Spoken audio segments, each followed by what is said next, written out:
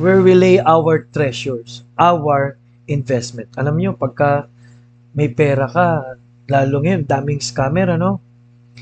Pero pag may pera ka or investment ka, talagang grabe ang pagpapahalaga. Bakit? Pinaghirapan niyo po yun eh. No? May kilala po ako na yung ipon nila ng mahabang panahon ay na-invest lang nila sa isang scam. Ay talagang halos maghiwalay mag-asawa dahil hindi alam ng asawa na siya ay nag-invest. Kaya tandaan niyo po, trust in the Lord with all our hearts. And lean not unto thine own understanding, in all thy ways acknowledge Him, and He shall direct thy paths. Mahalaga po na trust in the Lord pa rin. Intayin pa rin natin ang kanyang pangunguna. Ano po? So ano pong sabi ng talata? Ano po? Ano pong verse ngayon? 19 to 21. Ano pong sabi sa verse number 19? Ito po, no? Lay not up for yourselves treasure upon earth, where moth and rust doth corrupt. Nakakalungkot po yung akalawang ano, yung ganda-ganda mong gamit pero pag nauwan mo sa ulanan, kalaunan mo ay wala na dahil ano na, nakalawang na, no? And where thieves o magnanakaw ay nagbre-break through and steal. Ano po? Ano pa pong sabi sa verse number 20? But lay up for yourselves treasures in heaven, where neither moth nor rust doth corrupt. At ang sabi po, and where thieves do not break nor steal. Kailangan po ay sa langit po tayo mag-invest. Ano po?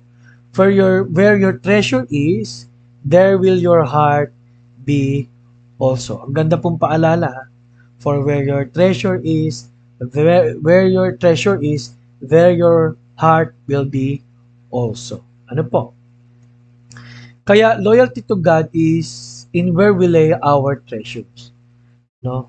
Yung pagtatapat natin sa Diyos, nalalaman yan kung saan ka naglalagay ng iyong kayamanan. Kasi sabi ng Bible, mas magandang sa makalangit.